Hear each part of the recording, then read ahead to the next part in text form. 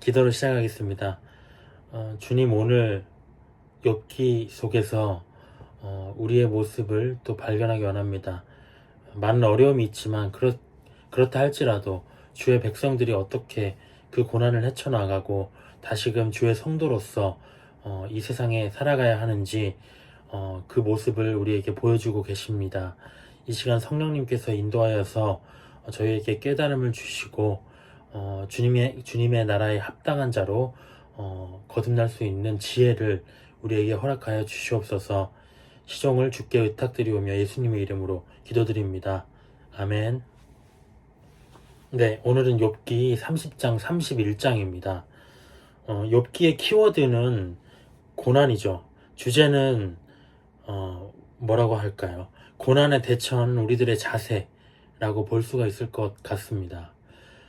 고난이라는 한 주제를 가지고 욥기가 이렇게 40장이 넘는 긴 호흡으로 이렇게 기록이 된 것은 무엇 때문일까요? 고난이 올 때 생각해야 될 게 그만큼 많다는 뜻이 되겠죠. 또 우리 성도들의 인생에서 고난이라는 부분이 굉장히 큰 부분을 차지한다 라고 또 볼 수 있을 것 같습니다. 그래서 이 고난이 올 때에는 그냥 넘기면 안 되는 것 같아요. 그냥 버티고 참고 넘기는 게 아니라 많이 기도하고요, 많이 괴로워하고 또 하나님께 그 뜻을 묻고 내 스스로에 대해서 또 회개할 것을 찾고 그 속에서 하나님의 섭리를 발견해야 될 것 같습니다. 요새 저는 믿음의 사람들의 간증을 많이 보게 돼요. 그 중에 특별히 목사님들의 간증들을 많이 찾아봅니다. 어찌됐건 간에 그분들의 삶은 어떤가요? 그리스도를 위해서 드리기로 작정한 분들이기 때문에 정말 일반인들과는 다른 하나님의 어떠한 섭리가 역사하시는 것 같아요. 좀 더 성경적이고요. 좀 더 선명하게 드러나는 것 같습니다. 한 목사님은 어떤 이야기가 있었냐. 지적 장애를 가진 아이에 대해서 이제 얘기를 하고 계시더라고요. 자기 아이가 이제 지적 장애를 가지고 있는데 처음에는 이유를 모르는 거죠. 왜 이 아이가 아픈 채로 태어났을까? 근데 나중에 이제 시간이 지나면서 이 아이를 통해서 하나님이 자기를 변화시키려는 그 의도가 있으셨다는 것을 발견했다는 거죠. 근데 그분에게 그럼에도 불구하고 풀리지 않는 한 가지 의문이 있었다고 해요. 그게 뭘까요? 하나님, 저를 연단시키려는 당신의 뜻은 알겠습니다. 그리고 저 충분히 깨닫고 있습니다. 근데요, 이 아이는 그럼 어떻게 되는 거죠? 이 아이의 인생, 이 아이의 지적 장애는 왜 해결되지 않고 이 아이는 고통을 받아야 되는 거죠? 하나님은 거기에 대해서는 아무런 대답도 없으셨다고 합니다. 그렇게 또 세월이 흘렀어요. 근데 그 아이가 지적 장애니까 결혼을 할 수 있을까 싶었는데 기적적으로 이제 결혼을 하게 되었다고 합니다. 정상인인 것 같아요. 그래서 이제 고통의 시간이 끝났구나. 이제는 하나님께 감사할 일밖에 내가 없겠구나 이렇게 생각을 했는데 결혼 초반에 이 아이들 부부 사이의 문제로 인해서 정말 또 정상인 입장에서는 실제 사는 거랑은 또 다를 수 있거든요. 그런 여러 가지 문제가 있었던 것 같습니다. 그러면서 갈등을 이렇게 보면서 이 목사님이 이 아이를 내가 어쩌면 또다시 책임져야 될지도 모르겠구나, 평생 안고 가야 될지도 모르겠구나 이렇게 고민했다고 합니다. 짧았겠습니까, 그 시간이? 근데 또 돌이켜보니까 그 시간이 어찌어찌 흘러서 지금은 누구보다 또 잘 살고 있다고 합니다. 그러면서 이 목사님이 이제 깨달은 건 뭐냐, 이게 인생이구나, 이게 인생이구나 라는 걸 깨달았다고 해요. 너무 힘들다, 이 고난의 언덕을 내가 넘을 수 있을까? 이번에는 안 될 것 같다, 한계다 이렇게 싶다가도 돌이켜보면 또 그 시간이 흘러갔어요. 과거가 돼버렸어요. 그래서 이제는 좋은 날이 왔나? 희망을 갖다가도 또다시 어려움이 오는 게 인생입니다. 또 힘든 일이 찾아와요. 업앤다운 반복이에요. 이 인생을 가장 또 살았던 사람, 성경적 인물이 요셉이잖아요. 성경에서 하나님이 요셉을 형통한 자라고 합니다. 근데 이 요셉의 인생을 우리가 알고 있지만 그의 인생이 진짜 형통했나요? 이러한 형통함이라면 그런 호칭을 받고 싶지 않을 것 같아요. 근데 왜 성경이 형통했냐라는 표현을 썼냐면 요셉에게 어려움이 없었다는 게 아니라 거침이 없었다는 게 아니라 그 어려움의 순간에도 하나님이 늘 함께 하셨기 때문에 형통하게 극복할 수 있었다. 이 말을 얘기한다는 거죠. 그러니까 지금 어려움을 겪는다면 용기를 가지라는 겁니다. 어떤 용기일까요? 내가 잘할 수 있다는 용기가 아니라 하나님 나를 좀 도와주세요. 연약한 말처럼 보이지만 이 말은 어떤 뜻이 있습니까? 내 인생이 당신의 계획 속에 있음을 내가 믿고 있으니까요. 당신의 인도하심 속에서 내가 이 고난을 지나가겠습니다. 뛰어 들어가겠습니다. 또 한 목사님은 유튜브 썸네일에 제가 뭉클해가지고 이걸 봤어요. 뭐라고 돼 있냐면 나 좀 그만 때려요 하나님 이거예요. 그분이 실제 고백을 했던 기도였던 것 같아요. 이분은 또 어떤 일이 있었냐. 갓난아이의 어떤 젖을 이렇게 아내가 이렇게 먹였는데 알 수 없는 이유로 그 사모님이 식물인간이 됐습니다. 그래서 16년간이나 돌보았다는 거죠. 몇 명의 아이들을 자기 목회도 해가면서 홀로 키워냈습니다. 얼마나 힘들었을까요? 교회 식구들이 여행 갈 때마다 자기 아이들을 이렇게 데리고 다녀가지고 아이들이 자기는 이모 삼촌이 많다 이렇게 할 정도로 정말 자기는 이 아이를 못 키울 줄 알았다는 거죠. 근데 이 목사님이 처음에는 아내가 반드시 나을 것이다 이런 확신이 있었다고 해요. 열심히 그래서 기도했다고 합니다. 우리 보통의 믿음이잖아요. 근데 그 기도가 이루어지지 않았습니다. 오히려 어떤 일이 있었냐면 어느 날인가 기도를 하다가 깜빡 잠이 들었는데 아내 위에 올려두었던 어떤 온열 기계가 불량이었는지 고장이 나가지고 화상을 입었다는 거죠. 고쳐달라는 기도를 하다가 작정 기도를 하다가 이렇게 이런 일을 겪었으니까 어떤 기분이 들까요? 기가 막힌 일이죠. 그 순간부터 자기는 이제 고쳐달라는 기도를 안 하게 됐다고 합니다. 그 대신에 뭘 하느냐? 그냥 지금 이 상황이 하나님이 허락하신 상황이기 때문에 그냥 이 순간을 충실히 지나가야 되겠다. 그래서 어떻게 했느냐? 아이들하고 아내 곁에 누워가지고 이제 기도가 아니라 조잘조잘 얘기도 하고요. 노래도 부르고 아내가 그러면 우리의 말을 알아듣고 움직이지는 못하지만 행복해하고 있구나 이걸 자기가 느꼈다고 해요. 근데 해피엔딩입니까 이렇게? 아니죠. 아까 썸네일처럼 정말 힘든 일이 계속 있죠. 순간순간에 좋았다가 나빴다가 언젠가는 너무 힘들어가지고 아내한테 당신 진짜 너무한 거 아니냐고 하면서 배를 이렇게 쳤다고 그래요. 그래서 너무 미안하잖아요. 움직이지도 못하는데 또 미안해가지고 거실에 나와서 이렇게 울고 있는데 마음속에서 하나님의 음성이 들렸다고 해요. 참 어떤 음성이 들렸냐? 야, 사람이 있잖아. 하나님의 형상으로 창조됐지? 그러더라는 거예요. 하나님의 형상과 모양. 네, 맞습니다. 그러면은 네 아내도 하나님의 형상이지? 그렇죠. 그러면은 네 아픈 아내를 아픈 하나님의 형상이라고 생각하고 좀 더 사랑해주면 안 되겠냐? 참, 어떤 말이 나올까요? 그분이 그랬다고 해요. 내가 사랑하고 있잖아요. 뭘 또 어떻게 사랑해요? 너무 답답하고 간절한 얘기 아닙니까? 내가 견디고 있잖아요. 근데 거기에 대해서는 아무 말도 없으셨다는 거죠. 참, 그러면서 어떤 게 떠올라느냐? 부지 중에 천사를 대접한 이들이 있었다. 이 이야기가 있잖아요. 그 성경 말씀. 저도 그런 생각해요. 이 간증을 듣고 그런 생각 해봤어요. 이 아이가 이 말 안 듣는 지금도 잠 안 자고 이렇게 괴롭히는 어제도 밤에 이렇게 이제 지금 케톤식이라는 걸 하는데 배가 고프니까 밤에 깰 수 있다는 거죠. 탄수화물 안 먹으니까.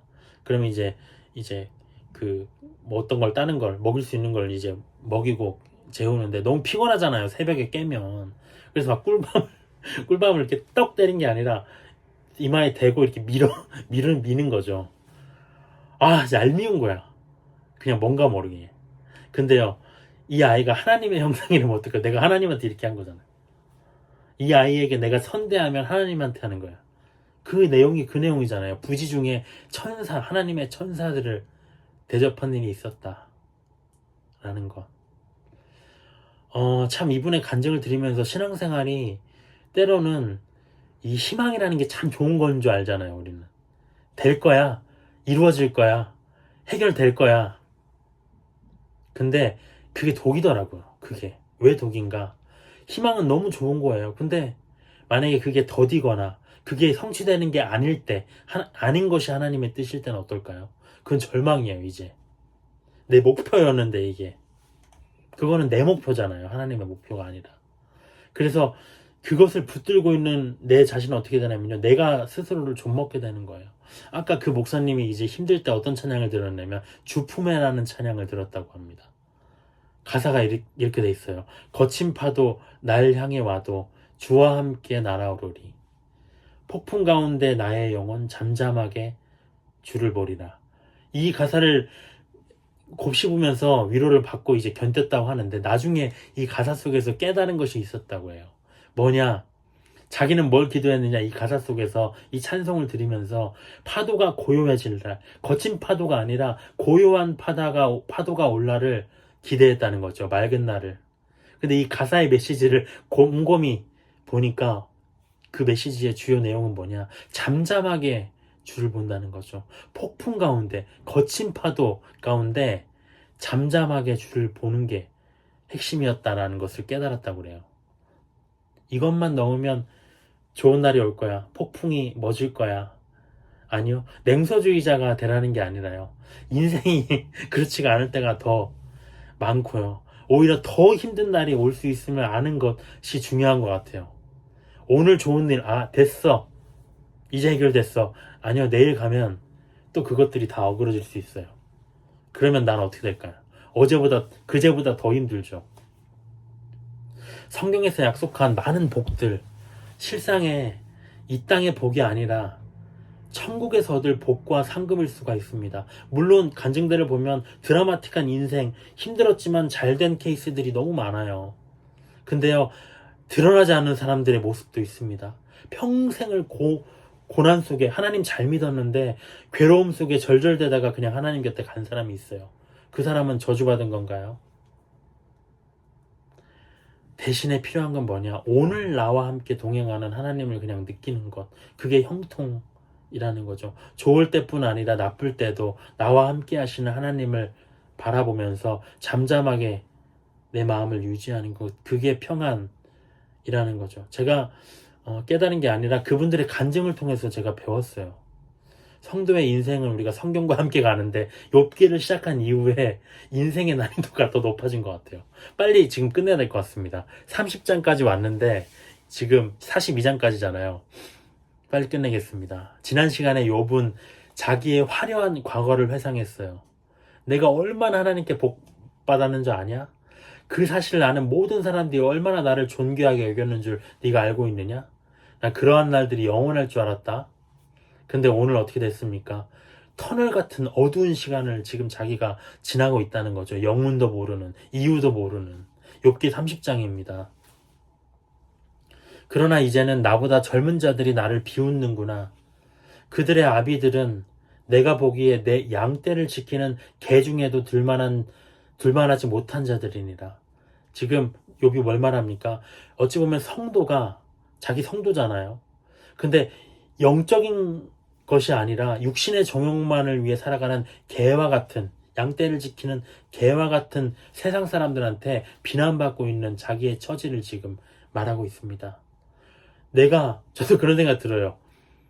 좀 많은 고난을 겪는 건 아니지만 하나님 믿었으니까 잘됐다라고 이렇게 얘기해줘야 되나 주변에. 근데 잘됐다 할 게 없어 사실은. 뭘 잘됐다고 내가 자랑해야 되지? 그들이 날 볼 때 어떨까요? 야, 너 하나님 왜 믿냐? 그 지경인데 아직도 할 말이 없어요. 욥이 지금 이러한 상황입니다. 2절에 보면 그들 세상 사람들의 기력이 쇠잔하였으니 그들의 손의 힘이 내게 무슨 소용이 있으랴?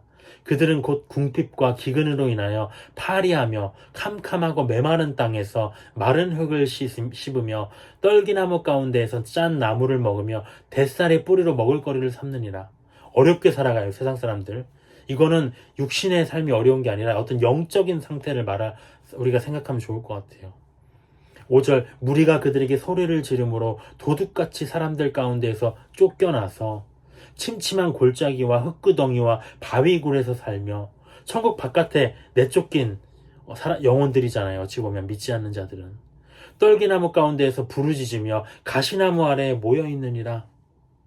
그들은 본래 미련한 자의 자식이요 이름 없는 자들의 자식으로서 고토에서 쫓겨난 자들이니라. 이제는 그들이 나를 노래로 조롱하며 내가 그들의 놀림거리가 되었으며 그들이 나를 미워하여 멀리 사고 서슴지 않고 내 얼굴에 침을 뱉는도다. 이게 뭐냐면, 영적으로 보면 하나님 믿지 않은 세상 사람들은요, 8절과 같이 미련한 세상의 자식이요 하나님의 백성이 아니라 이름 없는 자식이에요. 고토, 정말 어떤 본향에서 쫓겨난 자들, 버림받은 자들이라는 거죠. 하나님의 나라에서 생각을 했을 때. 근데 그들에게 자기가 조롱을 받고 놀림을 받고 침뱉음을 받는 자기 처지, 자기는 하나님 믿는 사람인데 이 처지가 비참한 거예요.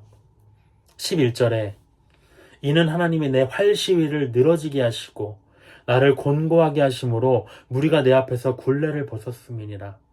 그동안 욥을 함부로 대하지 못하게 했던, 욥에게서 느껴졌던 어떤 영적 권위의 굴레에서 지금 그들이 벗어난 겁니다. 이제 욥을 조롱하고 맘대로 핍박해요. 왜?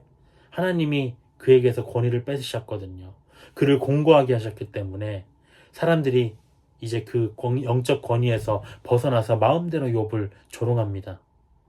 12절에 그들이 내 오른쪽에서 일어나 내 발에 덫을 놓으며 나를 대적하여 길을 내었사며 그들이 내 길을 헐고 내 재앙을 재촉하는데도 도울 자가 없구나. 그들은 성을 파괴하고 그 파괴한 가운데로 몰려드는 것 같이 내게로 달려드니 순식간에 공포가 나를 에워싸고 그들이 내 품위를 바람같이 날려버리니 나의 구원은 구름같이 지나가 버렸구나. 이제는 내 생명이 내 속에서 녹으니 환난 날이 나를 사로잡음이라. 밤이 되면 내 뼈가 쑤시니 나의 아픔이 쉬지 않는구나. 이 자기를 정말 성문을 밀고 들어오는 대적처럼 들어오는 사탄이라고 보면 좋을 것 같아요. 내 인생을 아주 파괴하려고 마음대로 밀고 들어와요. 하나님이 그냥 빗장을 열어버리신 것처럼. 그러니까 어떻습니까? 인생의 어떤 시간들, 정말 생명이 녹는 시간, 뼈가 쑤시는 듯한 환난 날이라는 거죠. 그런데 욥은요, 하나님을 만난 자기의 인생에 일어난 이러한 일들이 우연이 아님을 알고 있었어요. 왜냐? 자기는 하나님의 사람이기 때문에 하나님이 허락을 안 하면 이런 재앙들이 허락될 리가 없다. 그래서 고백을 합니다. 18절에 보면. 그가 큰 능력으로 나의 옷을 떨쳐버리시며 나의 옷깃처럼 나를 휘어잡으시는구나. 하나님이 나를 진흙 가운데 던지셨고 나를 티끌과 재 같게 하셨구나. 내가 주께 부르짖으나 주께서 대답하지 아니하시오며 내가 섰사오나 주께서 나를 돌아보지 아니하시나이다. 고난 중에 있을 때요, 그때마다 하나님이 그 이유를 설명해 주시고요, 앞으로 그 기간이 얼마나 남았는지, 결국 내가 어떻게 잘 될 건지 알려주시면 덜 힘들어요. 끝을 알면. 근데 대부분은 20절과 같습니다. 부르짖으나 침묵하세요. 그 불확실성이 우리를 더 큰 두려움과 더 큰 절망으로 이끌어가는 거거든요. 얼마나 괴롭겠습니까? 21절에 주께서 돌이켜 내게 잔혹하게 하시고, 왜 나에게 이렇게 잔혹하게 하시는가? 힘 있는 손으로 나를 대적하시나이다. 나를 바람 위에 들어 불려가게 하시며 무서운 힘으로 나를 던져버리시나이다. 내가 아나이다. 주께서 나를 죽게 하사 모든 생물을 위하여 정한 집으로 돌려보내시리이다. 음부죠. 그러나 사람이 넘어질 때에 어찌 손을 펴지 아니하며 재앙을 당할 때에 어찌 도움을 부르짖지 아니하리이까. 하나님이 나를 버리신 것 같음을 느끼면서도 욥은 하나님을 포기할 수가 없다 그래요. 사람이 넘어질 때 뭔가를 이렇게 손으로 짚는 거는 본능이잖아요. 내가 넘어지려고 하면 딱 짚잖아요. 사람이 넘어질 때 손을 펴는 것처럼 하나님의 사람이 재앙을 당할 때 그것이 당신으로부터 온 재앙일지라도 나는 다시 하나님께 도움을 부르짖을 수밖에 없다는 겁니다. 그분을 떠날 수가 없어요. 누가 그분의 손에서 건질 수가 있겠습니까? 결국 나를 도울 자는 하나님밖에 없으므로. 25절에 고생의 날을 보내는 자를 위하여 내가 울지 아니하였는가? 빈궁한 자를 위하여 내 마음에 근심하지 아니하였는가? 욥은 나름대로 이렇게 의롭게 살아왔어요. 그렇기 때문에 자기에게 닥친 재앙의 충격이 더 컸습니다. 나 열심히 살았는데 26절에 내가 복을 받았더니 화가 왔고 광명을 기다렸더니 흑암이 왔구나. 내 마음이 들끓어 고요함이 없구나. 환난 날이 내게 임하였구나. 마음의 들끓음을 아시나요? 번뇌, 깊은 우울이죠. 막 어찌할 바를 모르고 계속 반복해서 생각하고 28절에 나는 햇볕에 쬐지 않고도 검어진 피부를 가지고 걸으며 회중 가운데 서서 도움을 부르짖고 있느니라. 고난을 많이 당한 사람들의 얼굴을 보면요, 정말 새카말 때가 있어요. 그냥 햇빛에 쬐서 탄 게 아니라 검어요. 얼굴빛이 낯빛이 어두워. 나는 이리의 형제여 타주의 버치구나. 거지가 돼버렸어요. 짐승들하고 어울릴 처지라는 거죠. 나를 덮고 있는 피부는 검어졌고 내 뼈는 열기로 말미암아 탔구나. 내 수금은 통곡이 되었고 내 피리는 애곡이 되었구나. 31장 여기서는 욥이 자기가 얼마나 의인이었는지를 알 수가 있어요. 왜 나는 의인인데 왜 이런 고난을 받고 있지? 1절에 내가 내 눈과 약속하였나니 어찌 처녀에게 주목하랴. 음욕을 품지 않았다는 거죠. 마음으로도 죄를 짓지 않은 거예요. 욥은 진짜 의인이었습니다. 그리하면 위에 계신 하나님께서 내리시는 분깃이 무엇이겠으며 높은 곳에 전능자께서 주시는 기업이 무엇이겠느냐. 만약 음욕을 품었더라면 분깃이 없다는 거죠. 기업이 없다는 겁니다. 3절 불의한 자에게는 환난이 아니겠느냐? 행악자에게는 불행이 아니겠느냐? 자기가 만약에 이런 죄를 지었다면 이 환난을 의아하게 여기지 않겠다는 거죠. 그냥 당연한 일처럼 받아들이겠다는 겁니다. 근데 자기는 그러지 않았다는 거예요. 4절 그가 내 길을 살피지 아니하시느냐? 내 걸음을 다 세고 계신다. 나 정말 열심히 산지 안다. 5절 만일 내가 거짓과 함께 동행하고 내 발이 속임수에 빨랐다면 하나님께서 나를 공평한 저울에 달아보시고 그가 나의 온전함을 아시기를 바라노라. 만일 내 걸음이 길에서 떠났거나 내 마음이 내 눈을 따랐거나 내 눈에 들어오는 대로 내가 욕심을 따랐거나 내 손에 어떤 더러운 일을 내가 묻었거나 내가 심은 것을 타인이 먹으며 그렇게 된다면 내가 심은 것이 타인이 먹게 되고 내 마음에 나의 소출이 뿌리째 뽑히기를 바라노라. 만일 내 마음이 여인에게 유혹되어 이웃의 문을 엿보아 문에서 숨어 기다렸다면 어떻게 한번 덮칠까 이런 못된 생각을 품었다면 내 아내가 타인의 맷돌을 돌리며 타인과 더불어 동침하기를 바라노라. 끔찍한 일을 당해도 나는 용납하겠다는 거죠. 그것은 참으로 음란한 일이니 재판에 회부할 죄악이요 멸망하도록 살아는 불이니 나의 모든 소출을 뿌리째 뽑기를 바라노라. 음란에 대해서 첫 번째로 얘기합니다. 자기는 음란하지 않았다는 거죠. 첫 번째로 욥이 자기의 의로움을 대하면서 얘기했던 건 뭐냐면 음란이에요. 음행, 정말 끔찍한 사람을 가장 더럽게 만드는 문제라는 것. 여기에 욥은 휘둘리지 않았다는 것입니다. 13절에 만일 남종이나 여종이 나와 더불어 쟁론할 때 내가 그의 권리를 저버렸다면 남종과 여종이 나와서 왜 내 소출 안 줍니까? 했을 때 그들의 권리를 내가 저버렸다면 무시하고 안 줬다면 14절에 하나님이 일어나실 때 내가 어떻게 하겠느냐? 하나님이 심판하실 때 내가 무엇이라 대답하겠느냐? 할 말이 없을 거라는 거죠. 나를 태 속에 만드신 이가 그도 만들지 아니하셨느냐? 나만 만든 게 아니라 남종과 여종들도 내가 만들었다. 내 이웃들도 하나님의 창조물이기 때문에 내가 그들을 함부로 대할 수 없다. 우리를 뱃속에 지으신 이가 한 분이 아니시냐? 내가 언제 가난한 자의 소원을 막았거나 과부의 눈으로 하여금 실망하게 하였던가?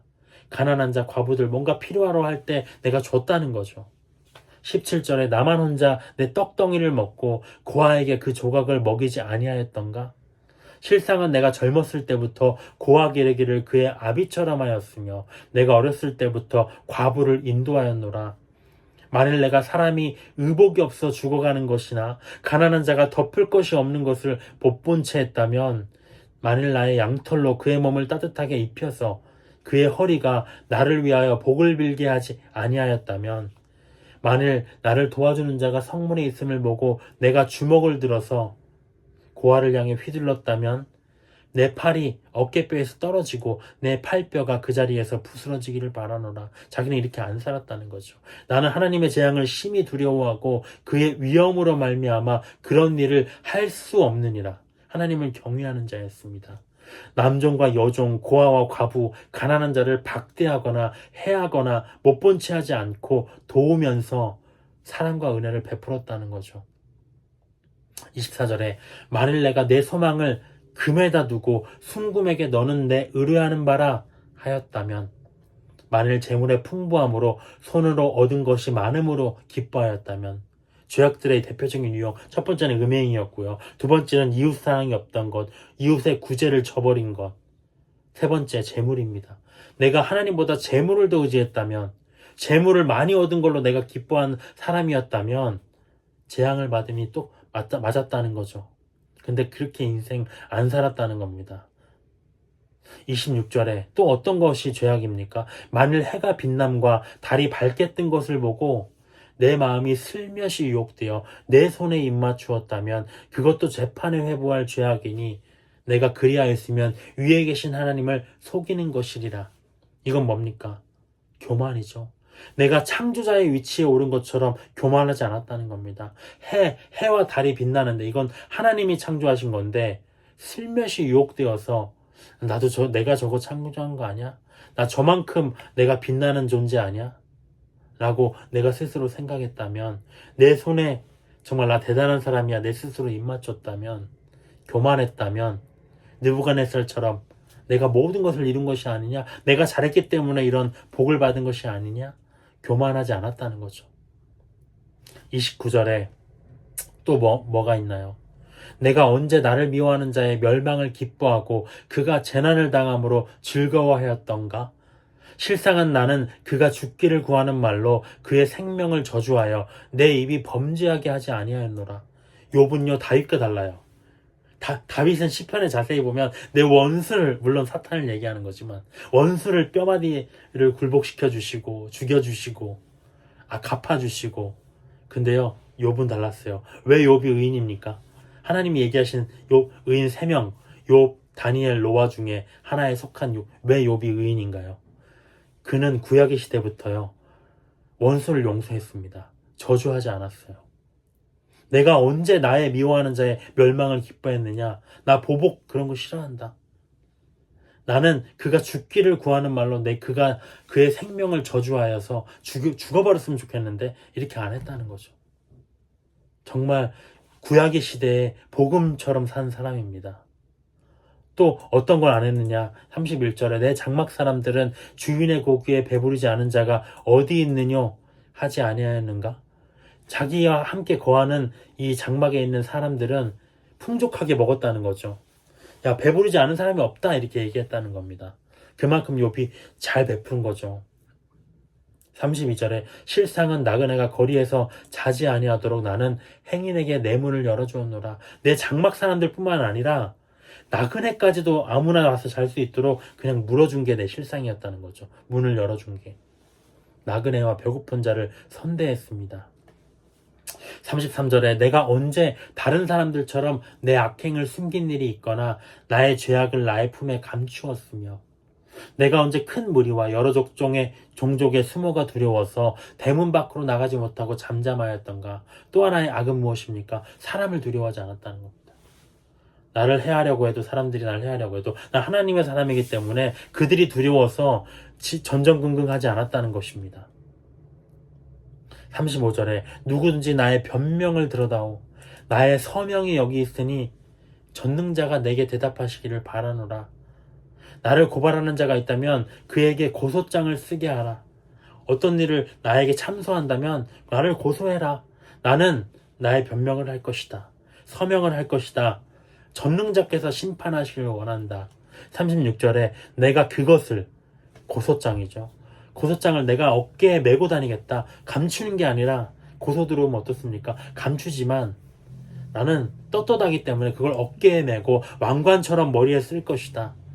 내 걸음의 수요를 그에게 알리고 왕족처럼 그를 가까이 했을 것이다. 당신이 나를 비판해? 나는 떳떳해. 내가 어디 가는지 당신이 그냥 날 살피세요. 나는 당신을 왕족처럼 맞이하겠습니다. 나는 떳떳하니까 얼마든지 나를 비난하시고, 이렇게 한다는 거죠. 만일 내 밭이 나를 향하여 부르짖고 바지랑이 함께 울었다면, 뭔가 자기 소유에 대해서 정말 문제가 있지 않았다는 거죠. 만일 내가 값을 내지 않고 그 소출을 먹고 소유주가 생명을 잃게 하였다면 남의 것을 탈취하지 않았다는 겁니다. 밀 대신에 가시나무가 나고 보리 대신에 독보리가 나는 것이 마땅하니라 하고 욥의 말이 그치니라. 이게 뭡니까?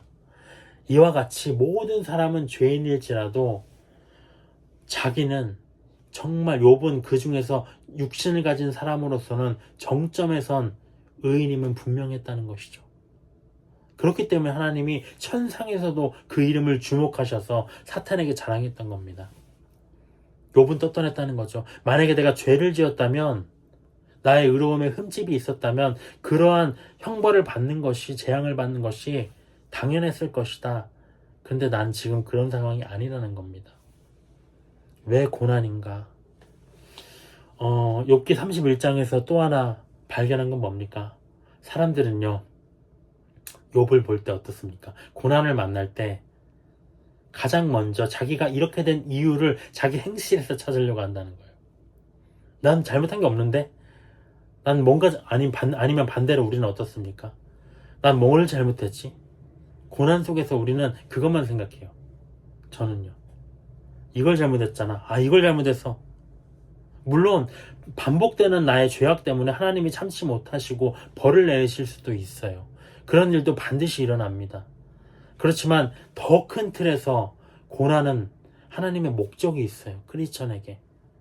더 큰 틀에서 무엇이냐? 로마서 8장 28절 우리가 너무 잘 하잖아요. 우리가 알거니와 하나님을 사랑하는 자, 곧 그의 뜻대로 부르심을 입은 자들에게는 모든 것이 합력하여 선을 이루느니라. 하나님을 사랑하는 자는 우리죠. 힘들어도 하나님께 매달리고 하나님을 원망할지라도 하나님 안에서 서성이는 자가 바로 당신을 사랑하는 자입니다. 근데 그들에게는 모든 것, 이 고난들이 합력해서 선을 이룬다. 고난을 만날 때 이 구절 너무 자주 인용해요. 근데 주목할 건 뭐냐면 이 고난을 통해서 이루게 될 선이 뭐냐는 거죠. 그게 하나님의 목적입니다. 그것은 로마서 8장 전체에서 얘기하는 건데요. 28절 바로 뒤에 29절에서 나와요. 하나님이 미리 하신 자들을 또한 그 아들의 형상을 본받게 하기 위하여 미리 정하셨다. 이게 바로 하나님의 선입니다. 왜 모든 것을 합력해서 선을 이루시는데 그 선이 무엇이냐? 아들의 형상을 본받게 하는 것. 선이죠. 그게. 8장 내용이 뭡니까? 아들의 형상을 본받는 게 뭐냐? 예수님처럼 육신을 입고 있음에도 몸의 행실을 죽이고 영의 인도함을 받는 사람, 하나님의 사명을 감당하는 사람, 하나님의 영적인 삶으로 살아가는 사람, 그렇게 살아가는 사람, 그걸 바라신다는 거죠. 그 사람을 만들려고 하신다는 거죠. 고난을 통해서. 나 잘못했으니까 벌 받는 거야. 이거는 일부입니다. 더 큰 계획은 뭐냐면 이 모든 것들을 통해서 영적인 사람으로 만드시려고 하는 것. 근데 왜 꼭 고난을 통해서만인가? 다른 좋은 방법은 없으신가? 네, 없습니다. 그렇게 생각해요. 저같이 완악한 사람을 뭘로 바꿀까요? 하나님이 천성적으로 악한 모든 사람을 다스리는 섭리 속에서 그저 겪어야 할 일인 거예요. 언제부터 시작됐나요? 하나님이 언제부터 작정하셨나요? 이렇게 고난으로 다스려야지. 첫 번째 심판, 홍수 심판 이후에 창세기 8장 21절, 22절에 있잖아요. 여호와께서 뭐라고 하시냐면 그 향기를 받으시고 노아의 제사를 받으시고 중심에 이르시되 스스로 이르시되 내가 다시는 사람으로 말미암아 땅을 저주하지 않겠다. 이는 사람의 마음이 계획하는 바가 어려서부터 악하기 때문이다. 그냥 악한 존재라는 거죠. 그래서 내가 전에 행한 것 같이 모든 생물을 멸하지 않고, 땅이 무슨 죄냐, 생물이 무슨 죄냐, 그 사람만 데리고 내가 다스려야 되겠다. 땅에 있을 동안에는 심음과 거둠과 추위와 더위와 여름과 겨울과 낮과 밤이 쉬지 않게. 제 인생에도 지금 이래요. 심음도 있고 거둠도 있어요. 추위도 있고 더위도 있어요. 여름도 있고 겨울도 있고. 어제 오늘 또 힘들더라고요.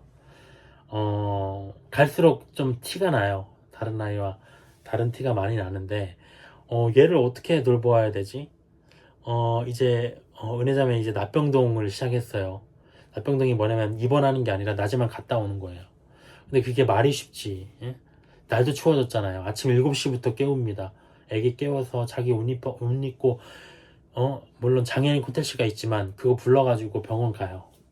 저는 못하죠. 직장 일도 해야 되고요. 집 청소 조금 도와주면요, 육체적으로 한계예요. 시간도 안 되지만. 근데 그게 짜증나는 거예요. 왜냐면 그거밖에, 그 외에는 보고 있어야 되잖아요. 그냥 무기력한 거죠. 내 마음은 힘든데. 또 뭐예요? 금전적인 문제. 희귀질환, 정말 이거는 재활이 필요해요. 희귀질환 장애인들은요, 다 알려줘야 돼요. 아직도 지금 못 걷잖아요. 하나하나 다 잡아줘야 돼요. 이걸 알겠더라고요. 근데 이 재활비가 뭐 뚝 떨어지냐? 아니요. 그렇게 안 해줘요. 본인 부담 30%가 있거든요. 아무리 나라에서 해준다 해도, 건강보험으로. 산정특례를 받아야지만 이 30% 본인 부담에서 10%로 다운이 돼요. 30%는 별거 아니지 않느냐? 작은 금액이 아니에요. 만약에 한 달에 재활병원 매일 입원한 것처럼 다녀서 100만원, 150 나온다고 합시다. 거기서 30%면 30만원 이상이에요. 매달?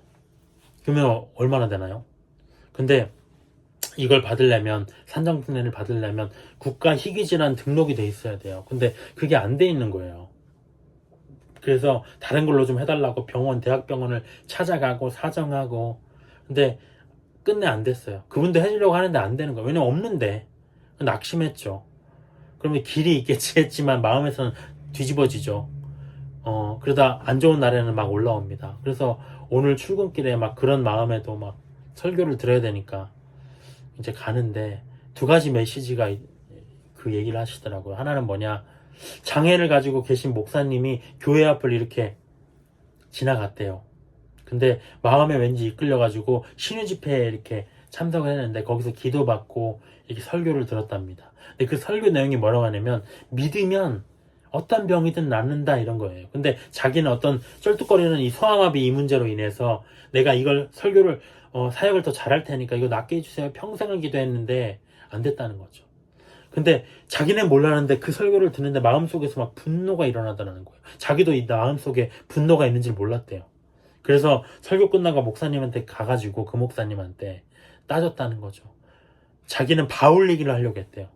그렇게 기도했는데 바울이 그럼 믿음이 없었습니까? 왜 안 들어줬죠? 믿으면 어떤 병이든지 낫는다면서요. 이렇게 따지려고 하니까 그분이 먼저 바울을 꺼내시더라는 겁니다. 뭐라고 하냐? 바울 아시죠? 바울이 고침받았습니까? 그러니까 그분이 아니라고 자기가 대답했대요. 그러니까 왜? 그분은 고침받았습니다. 그랬다는 거예요. 아니요, 고침 못 받았는데요. 못 받았다고 성경에 나와 있잖아요.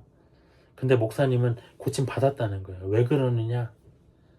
바울이 그 이후로부터 하나님께 너의 약함이 자랑이다, 강함이다라고 응답을 받은 이후로부터 안 구했기 때문에 고쳐졌다는 거예요. 근데 평소 같으면 그게 은혜로 다가왔을 텐데, 제가 그 이야기를 듣고 오늘은 코웃음이 나더라고요.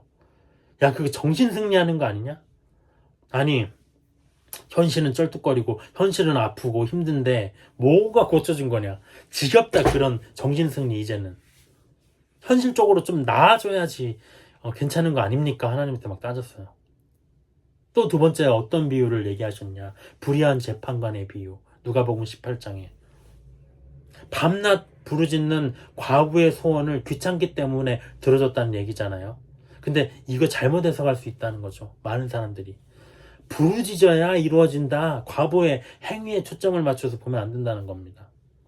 뭐에 초점을 맞춰야 된다? 하나님에게 초점을 맞춰야 된다는 거죠. 왜? 불의한 재판관의 비유는 과부처럼 부르짖어야 이루어진다. 그러면 계속 부르짖어야 되는가? 부르짖음이 부족해서 안 들어주신 건가? 아니라는 거죠. 하나님은 불의한 재판관과 달리 밤낮 부르짖지 않아도 신음소리마저 들으신다는 거죠. 근데 방해되는 건 뭐냐? 세상에서 믿음을 보겠느냐? 그 구절이 나와요. 그 설교를 듣는 순간에 또 저는 어떤 생각이 드냐면 거짓말이다. 왜? 신음소리마저 내 신음소리는 못 들으셨나라는 생각이 들어요. 내가 애통한 마음은 내 마음은 몰라주시나? 내가 말을 안 해서 그렇지 멀쩡한 표정으로 회사 다니고 해서 그렇지 난 정말 화가 나는데 응? 나의 신음소리는 안 들어주시나요? 못 들으셨나요? 근데 오늘 퇴근 무렵에 내가 잠시 이제 너무 힘들어서 혼자 이제 카페 1층에 내려갔어요. 거기서 한 40분 앉아있다가 요즘엔 재밌는 게 없더라고요. 그래서 네이버 뿜을 이렇게 보면서 그거라도 봐야 웃어요 그냥. 사물이 갔다 오는데 사무실에서 옆자리 계신 분이 저를 이렇게 부르더라고요. 갑자기 불러. 왜냐면 그분도 그 아들도 희귀질환이에요. 하필이면 내 옆자리에 왜 그래? 그러면서 종종 정보도 주시고 해요. 근데 그분이 갑자기 뭐라 하냐면 제 얘기도 다 했었으니까 갑자기 야 이거 봐 이러더라고요. 가보는데 뭐가 돼 있냐. 매년 희귀질환 목록을 위원회를 열어서 질병관리청에서 계속 이걸 등록을 합니다. 새로 조금씩 늘려요. 근데 너무 많은 병들이 있어서 언제 될지 이건 감당도 안 되는 거예요. 근데 이거 봐 그러면서 뭐라고 하냐면 보여주니까 거기 산정특례 대상 올해 이제 새로 추가된 75개 중에 우리 애 병명이 들어간 거예요. 딱 정확히 들어갔어요. 한번 찾아보시면 좋아요. 솔로만 뉴벨로먼트 신드롬이라고 있거든요. KD6B인가? KDM6B인가요? 딱 들어갔어요. 그거 없어서 안 해준다는 건데. 그뿐만 아니라 어떻게 됩니까? 비급여 이거 떼고 10%는 내가 내야 되는 거거든요. 산정특례가 돼도. 근데 이 희귀질환 의료비 지원사업이 또 있어요. 그 10%마저도 지원해주는 것. 그게 뭐냐면 저소득층만 대상인데 올해는 소득 기준이 높아졌어요. 중위소득 140%까지. 그러니까 한 월 3인 가족은 월 한 700 되더라고요. 저는 그게 안 되니까 당연히. 그게 해당이 된 거죠. 결과적으로 0이 될 수 있는 비급여 빼고는. 또 된 거예요 오늘. 오늘 태용 간사님도 좋은 직장에 들어갔다고 또 오고요. 이것들은 또 고난 중에 할렐루야가 아닙니까? 또 할 말이 없더라고요. 이 일을 겪으면서 지난번에 이 산정특례 안 될 때는 이거는 못 도와주신다라고 또 생각했거든요. 돌이켜보면 제 삶에 이런 게 너무나 많았는데 생각해 봐야 되는 거잖아요. 두세 명 있는데 우리나라에 이 질환이 두세 명 있다고 알고 있어요. 정식 질병 코드도 없어요. 감기면 코드가 이렇게 있잖아요. 다 질병마다. 너무 희귀해서 없어요. 근데 올해 우리가 진단 받았는데 몇 년씩 걸리고 또 될지도 모르는 그 등록이 오늘 된 거예요. 의심하고 낙심하는 그 순간에 누가 알려줘가지고. 우연인가요? 제 삶에 또 홍해가 갈라진 거죠. 이 고난을 통해서 무엇을 원하시는가? 이 고난의 시간 속에서 조금씩 아는 것 같아요. 결국에는 선하시다는 거. 난 선한 사람이야. 난 선한 존재야. 또 하나는 뭡니까? 나만 믿고 살 수 있겠느냐? 그 믿음. 나만 좀 믿어라. 근데 이번에도 도마처럼 믿지 않은 거죠. 옆구리에 내가 손 넣어봐야지. 바다 위를 걷다가 빠져들어가는 또 베드로처럼 의심한 거잖아요. 성경 이야기입니다. 다. 12재앙으로 출애굽해서 홍해를 갈리면서 그 엄청난 구원을 경험해 놓고 광야에 조금 들어가가지고 나 고기도 못 먹고 살고 애굽의 노예로 나를 그냥 죽게 놔두지 왜 이렇게 척박한 곳으로 데리고 나와서 원망하고 불평하는 이스라엘 백성들이 또 저였다는 거죠. 왜 이러는가? 이제 알겠어요. 이 문제구나. 이것 때문에 지금 내가 광야에 있구나. 이걸 초월해야만 광야에서 벗어나는 거거든요. 다음에 또 그럴까요? 또 어떤 낙심되는 상황 속에서 또 안 됐을 때 또 낙심. 그럼 또 광야죠. 여기서 벗어나는 방법은 초월해야 되는 것 같습니다. 욥의 고난, 다 겪는 고난이죠. 하나님 중심으로 인생을 설계해야 되겠다. 그 개인적으로 준비하는 게 있습니다. 그 응답도 이번에 또 받았거든요. 고난이 없이 천국에 합당한 자가 안 된다는 게 이제 알겠어요. 그리스도의 보혈을 의지한 구원과 달리 그 대속으로 인해서 예수님의 이름 믿는 자는 그 영이 이미 천국에 속하긴 했거든요. 근데 이 죄악된 세상의 육신을 마음을 발디디고 살아가니까 정욕과 육신, 죄악으로 물들어 있습니다. 그것을 벗기려는 과정인 것 같아요. 나를 믿고, 그래서 하나님이 뭐라고 하시냐? 너의 십자가를 매라. 십자가 딱 두 가지잖아요, 의미가. 고난, 사명, 이제 알 것 같아요. 고난은 반드시 있어야 된다. 하나님 믿게 하려고, 나만 믿게 하려고 십자가를 매는 거죠. 또 하나는 뭡니까? 사명. 그 와중에서도 사명 가져야 된다. 뭐 사역자가 되는 것만이 사명입니까? 내가 있는 자리에서 나에게 주어진 기회에 무엇인가를 해야 되는 거죠. 그래서 정말 귀로만 옛날에는 주를 들었다면 이제는 조금씩 그분을 알아가는 시간을 보내고 있습니다. 그분을 신뢰하고 끝까지 용기로 나아가는 우리가 됐으면 좋겠습니다. 기도로 마치겠습니다. 주님, 오늘의 내용들은 결국에는 욥의 절규입니다. 욥은 아직 응답을 받지 못했습니다. 하지만 욥이 무엇을 얻었는지, 무엇을 깨달았는지는 우리가 다 알고 있습니다. 모든 것이 하나님의 손안에 있다는 것, 형통함이 무엇인가? 인생에 걸림돌이 없는 것이 형통함이 아니라 어떠한 순간에도 하나님이 나와 함께 계심을 믿고 실제로 함께 계심을 우리가 알고 있는 것. 그것이 바로 형통함입니다. 하나님이 지금 형통하게 우리의 길을 인도해 가고 계십니다. 요동하는 것은 나의 마음이요, 나의 육신이요, 나의 괴로움입니다. 우리에게 더 큰 믿음을 허락하여 주시옵소서. 어떠한 고난에도 요동하지 않는 믿음을 허락하여 주시고, 주님, 우리에게 정말 주님의 십자가를 감당할 수 있는 넉넉한 믿음들을 허락하여 주시옵소서. 신음할 때 늘 우리와 함께 계심을 믿습니다. 이 시간을 감사드리며 예수님의 이름으로 기도드렸습니다. 아멘.